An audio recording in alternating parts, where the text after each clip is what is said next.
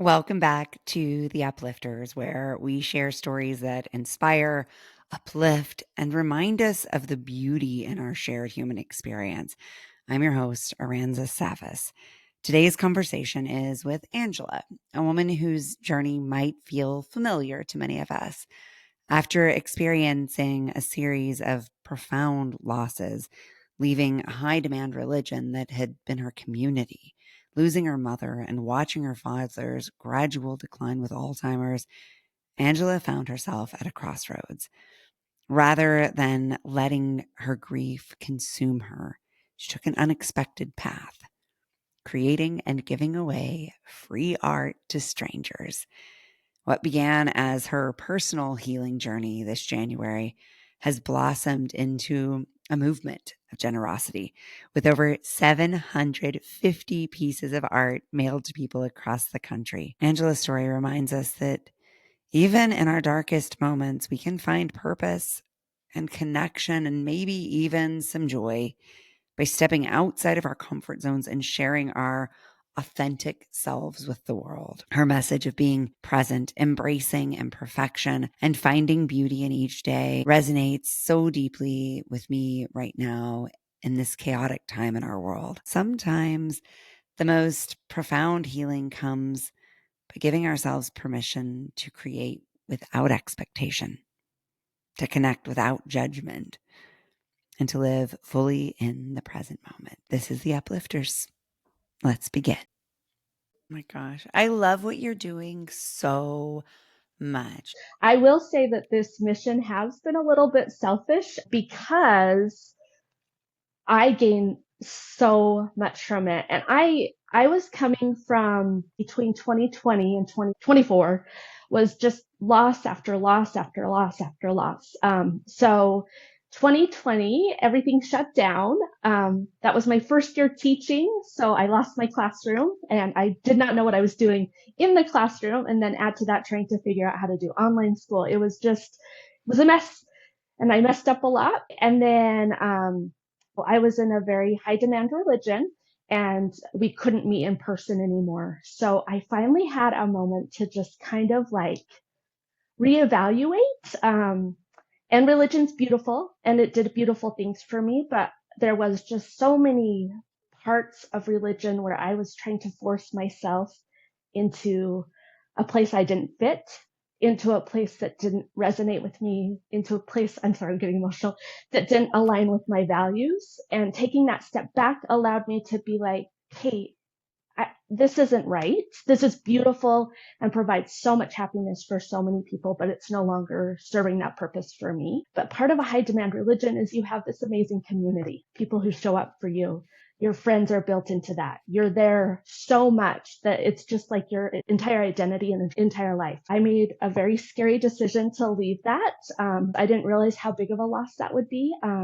Lots of the community I live in is a part of that religion. So it was a huge loss. And then fast forward a year and a half, I lost my mom.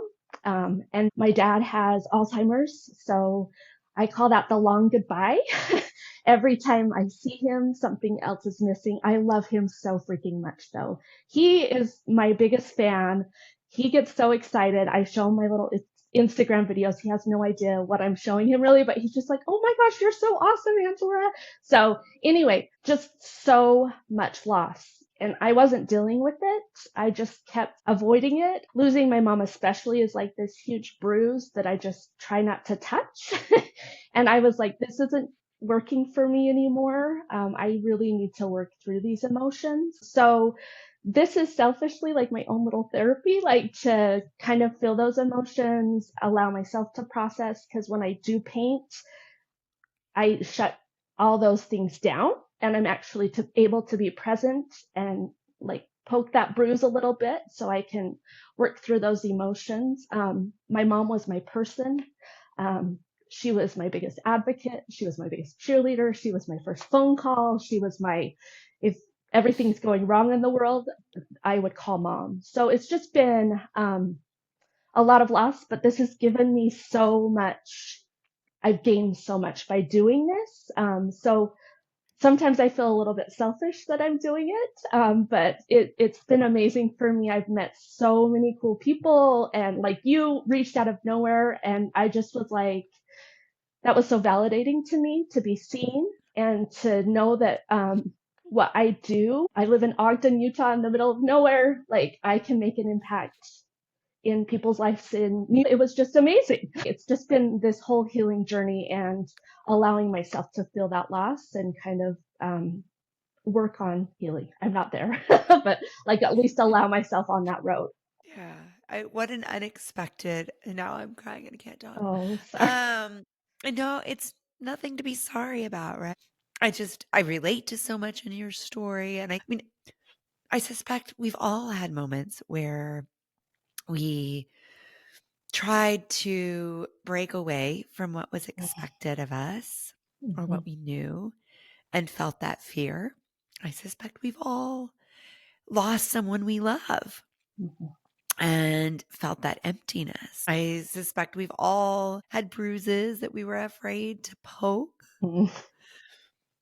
And I think what we get to take from your story is, first of all, just this reminder that we can experience so much loss and grief and change. It doesn't Yes. make the loss disappear, but that we can survive it Mm-hmm. and that we can find new purpose and new joy and new connection on the other side.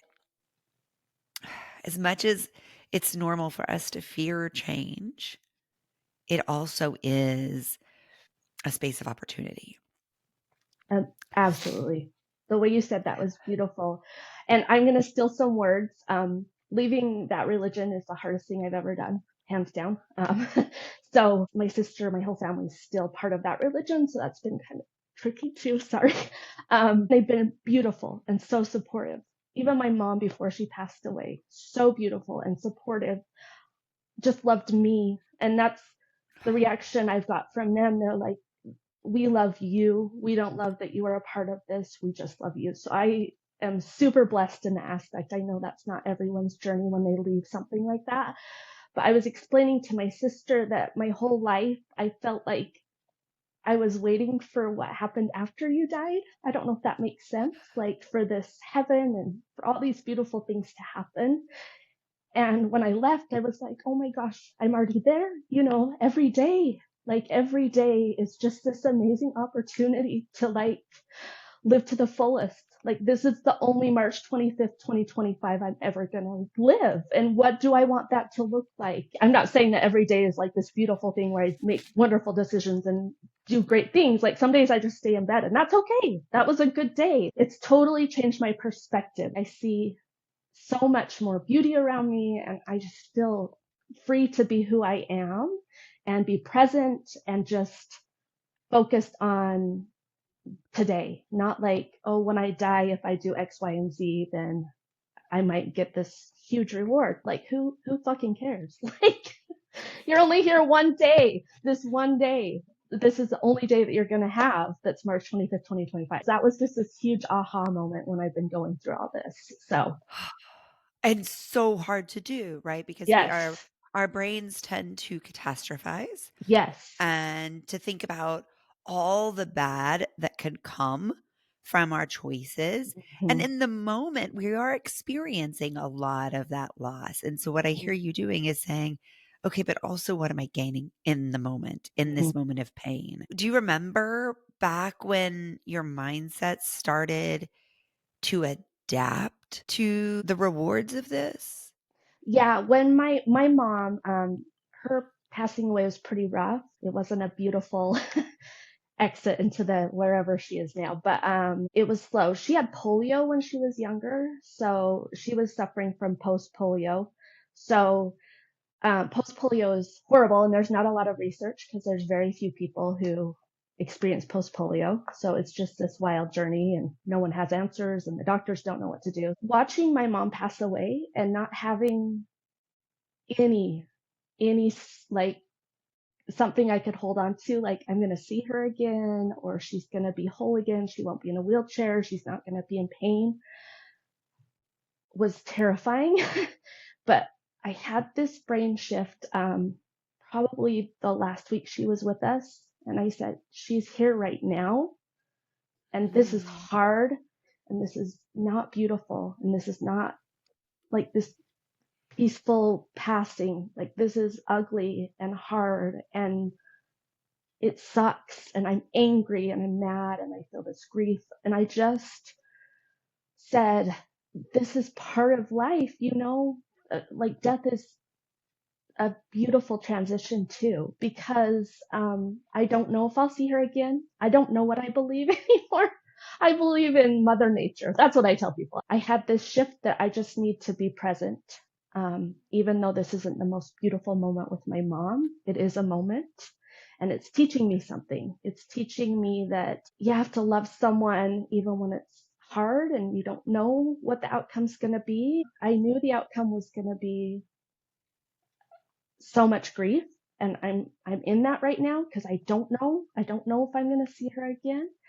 But then, like, this is, I do believe in Mother Nature. So every time I see a sunset, my mom was obsessed with sunsets. And every time I see a hummingbird, I'm like, hey, that's my mom. And I know that sounds weird. And I've been talking to lots of people who've lost loved ones. And I found that to be like a common theme. Like you find these random things that's like your sign from the other side. I'm still way in the weeds of dealing with grief and lots of questions. Leah DeFeo, who was on the show last year, who lost two infants, she talks about God winks becoming a really important part of her healing Mm, process. Little winks I from the love that. universe. Oh my gosh, I love that. I'm going to call it that from now on. That's awesome.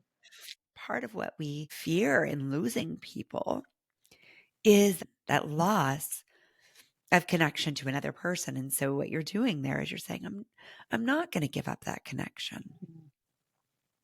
1,000,000%. I'm going to think about them and I'm going Mm-hmm. to let them be with me on the next chapter of my journey. You said the word selfish a couple of Mm-hmm. times, that this journey is selfish. What do you believe about that word? um, that's probably a little bit of religious conditioning, to be honest with you. But I do feel selfish because I feel like I'm getting so much from sharing some mediocre art. The returns on investment are like billionfold, making these connections with people. And also, like, sometimes it's just as simple as someone gives me an address, no explanation. I mail it off. I hear nothing, but just the thought of, I wonder what that person felt like when they went to the mailbox. Oh my gosh, it sparks so much joy for me. So I think it's selfish because I have used this silly idea I came up with to validate me. That's something I work on in therapy all the time. I need to learn how to validate myself. But I think it's okay to get some feel goods from other people from time to time. Part of leaving that religion too is I had this huge sense of purpose. They called it callings. Like, so I was involved with the youth and doing all this service all the time. So I had this hole where the church took up so much of my life. And I had to be really careful with that because I know I could fall into this trap of just jumping to the next thing, if that makes sense. So I just needed to make sure that this was truly for me. Everything I did before was for the church's good. So I think it's important to me that this is kind of selfish. Like, this is for me. This is something I wanted to do. This is something that fulfills me. This is something that allows me to be imperfect and messy and creative. And, so I guess that's, gosh, I had never thought of it that way. I think that's why I say selfish, because it had to be selfish. It had to be for me. What a gift to give yourself, and what a self-validation Yeah. to say, I'm going to invest in your pleasure and your satisfaction and your sense of purpose.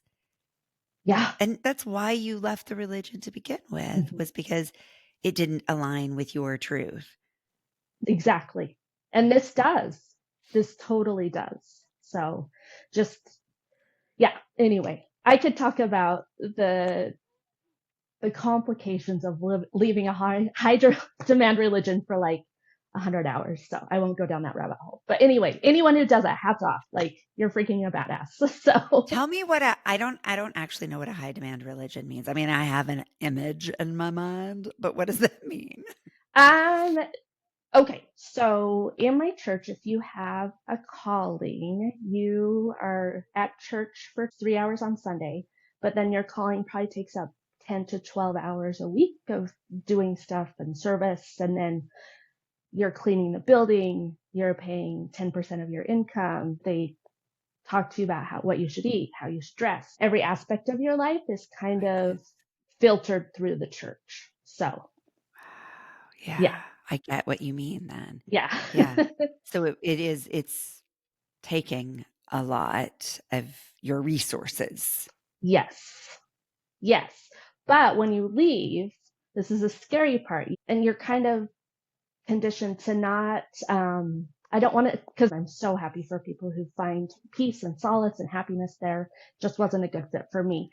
But Yeah. for me, it was constantly turning off my voice and then like shoving that down so that I could listen to what the church wanted me to do.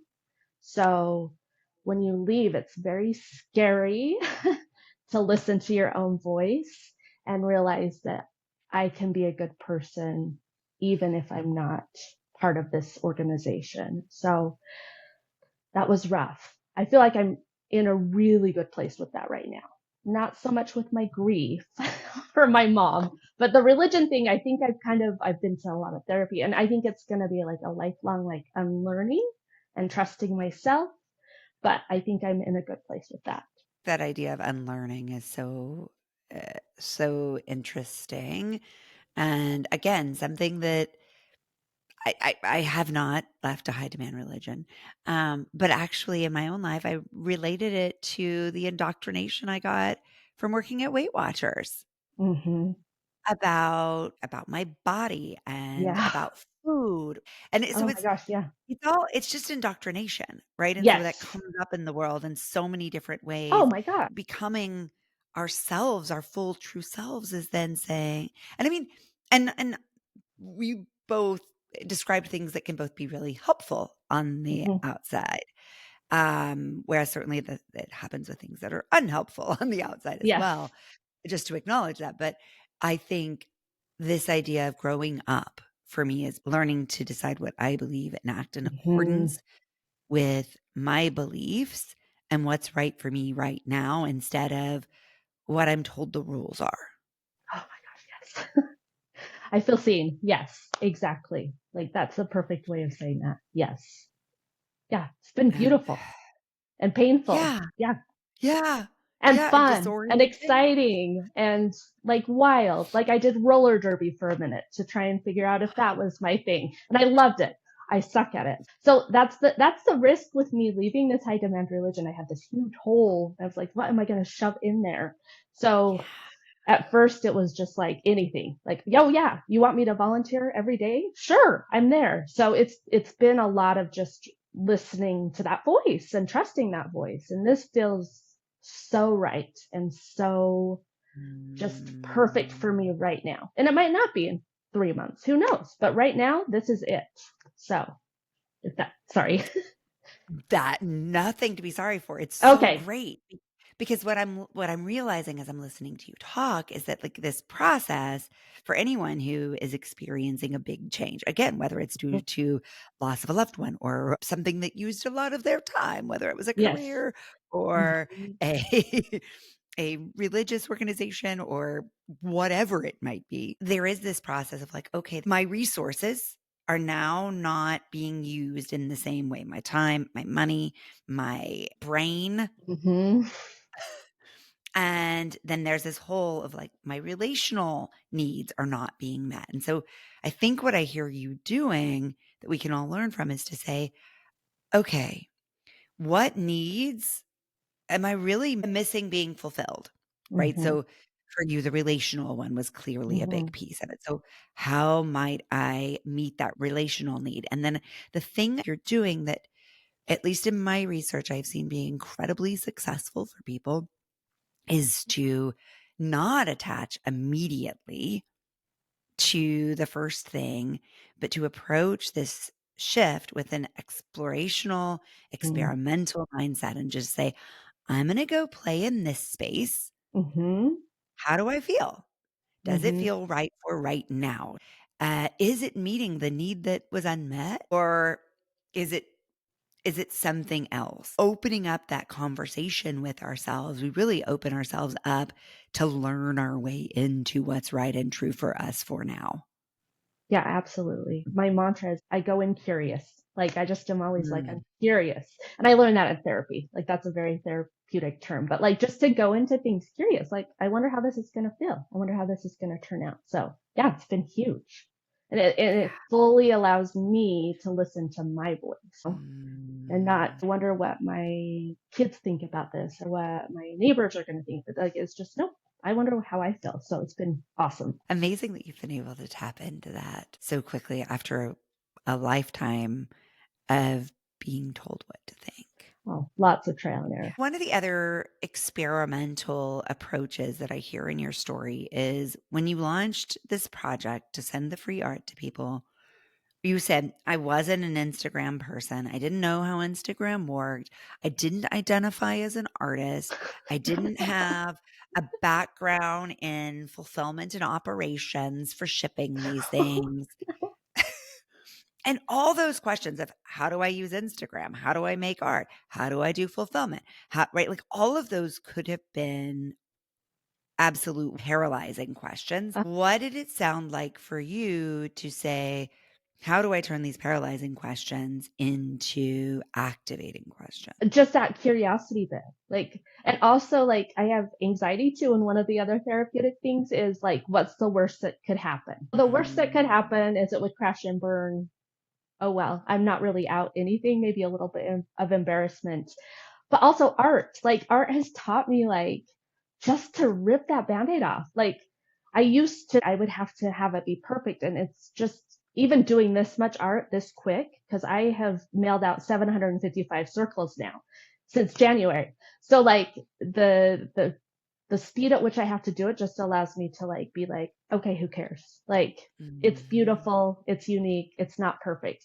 But also with the Instagram thing, like I was gonna wait, and then I don't know. One Sunday, I just made this stupid video. I was recording all of my art, and you can see it on my Instagram. It's special. And I just like, what would happen if I just push share? Like, who cares? And so I just did. And at first, I was mailing out these little tins, and it cost $6 for every tin to be filled out. I was like, oh, I'm gonna go bankrupt. There's been a lot of pivoting. I learned how to like print labels using a spreadsheet. Like, so it's just been this like building the plane as I'm flying type situation. And I think if I would have waited like I normally do in my life, I would have never done it. So I am like super, that's one thing I'm super proud of myself for is just like, just going for it. Like, who cares? And I've posted so many things on Instagram wrong. Like one, I did a little poll, like, have you nominated someone? And I put the right answer was no, not yes. I didn't know how to fix it. Anyway, it's been a wild ride, and I made all the mistakes. Just having self compassion and just doing the damn thing, like just go for Just it. doing the damn thing. Yeah. Yes. One of our very first guests on the show, Rachel Lipson, like episode 3, said, everybody has ideas. Entrepreneurs are the ones who do something about them. I love And that. right? Isn't that so good?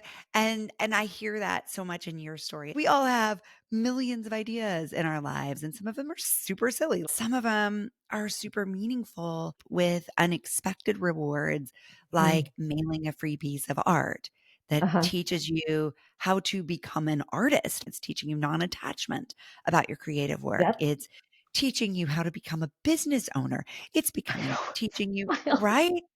You run an e-com business now. You have learned so much in 2 months' time. Yeah. And literally those 2 months were gonna pass by anyway. Yep. And you could have just reinforced everything you'd ever learned your entire life, but instead, you built a freaking plane in the air. I did. And I only have 300 followers, but I have to tell myself I had 0 in January. So progress is progress. That's huge progress. You just don't know unless you try. And it hasn't spontaneously combusted yet. All the things you described that were mistakes were not threatening to the project at all. It didn't shift my opinion of you. Like, I didn't notice those things. What I did notice was the heart of what you were doing, Oh, thank you. right? And I think to remind ourselves of that is so important. Yes. And that nothing is perfect. No one is perfect. And that's been a lot of conditioning too. Like, just enjoy who you are today. And that's the other thing that I've had to realize too when I left this religion is every person I meet is doing their best. And their Mm. best might look a lot different than my best. But yeah, gosh, no one wakes up in the morning and is like, how am I going to be a jerk to everyone I meet? No one's going to wake up in the morning and be like as a mom, I've made so many mistakes and I tell my kids all the time, like, I did not wake up this morning thinking about like, how can I ruin your life or how can I be the worst mom in the world? That was not my goal. I mean, that might have been what happened. It's taught me to just lean into the mistakes and to the process and the learning and just freaking laugh at it. It's funny. Yeah. It's funny. So Yeah. yeah. Anyway. Yeah. And the laughing is just one more reward. Oh my gosh, yes. Yes, I can think of so many situations. I have an 18-year-old and a 16-year-old. So Oh my gosh. another loss that I've had is just like that. I was mom. I was the sun and the moon, and I have a very different role in their lives now. So that's been kind of hard for me. But my son the other day just posted, "I'm proud of you, mom," on my Instagram. And it's helped so many aspects of my life. I think it's allowed my kids to see that they can do anything. Like, even if you're not prepared, like, do it scared. Again, this is kind of selfish. It's been like very therapeutic in all aspects. When I think about what is right for right now, what do you believe the most important lessons are for your kids to learn right now? Oh, that's a tough question. I think leaving the religion really rocked their world, so I carry a ton of guilt with that. I think the biggest lessons I want them to learn is it's okay to listen to yourself and believe yourself and act on what you believe, even if it's hard or if it feels wrong. That doesn't always mean it is wrong. It just means it's uncomfortable sometimes. I also want them to know that they have a strong mom, um, and that they can do anything they want to do if they have the passion. So those are Mm, the two big lessons. yeah. And just to I'm love learning that me, from you. Yeah. and they should think I'm a cool mom. Like, how do we teach that? They do not think that, but I'm pretty cool. I think you're super cool. Oh, well, thank you. I'll tell them. Please do. Please do. Okay. Um, eh, what could be cooler? Yeah, nothing. Me. Nothing. You. Exactly. I'm just teasing. No. Yeah. You believing in you, you showing up for you, you listening to your own voice. That Mm, is the freaking coolest in my book. yeah. I think so So, too. Thank you. what's the next brave thing you want to do? I'm super excited about this. So, I'm actually meeting with someone today who reached out to me who wants to start sharing their art with me. So, they want to be part of the journey. So, I have a meeting today. She does stained glass, so she wants to donate art for me to gift. I would love if a bunch of artists jumped on board and we could just make this like a worldwide, let's send free art to the entire world. And then the other thing I have two, this is kind of my newest thing. I just read a book called Service Berry, the author. He had this cute idea of building community. I'm feeling very overwhelmed with things in the world right now. So I just want to make a big impact where I'm at. I feel like all of us can do that. We can make an impact in our communities. So she had this cute idea. I have lots of flowers in my yard, and so I'm going to do a free flower stand. And I've been collecting glass jars, and so I'm just going to put the stand on my corner and say free flowers. And then hopefully anyone who drives past who needs a vase of free flowers can grab them and it will brighten their day. So that's my next big thing. I'm super excited about it for it. So those are my two big things. Oh my gosh. And it's so powerful to watch your excitement. Oh, I am Like like a nerd about this stuff.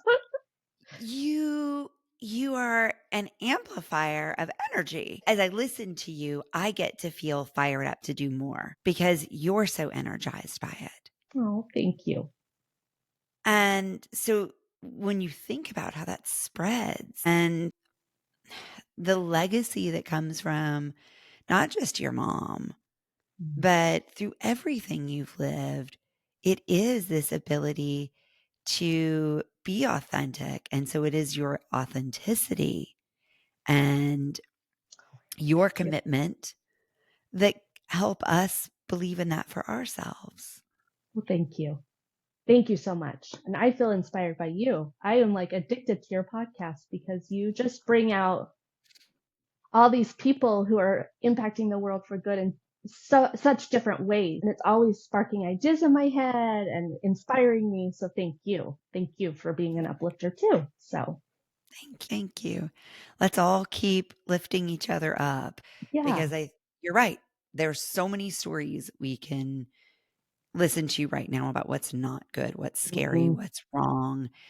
And it's important to stay aware and awake and to know what's happening in the world. And I believe we have to balance that or else we will be paralyzed. Oh my gosh. Yes. 1,000,000%. I agree. Yeah.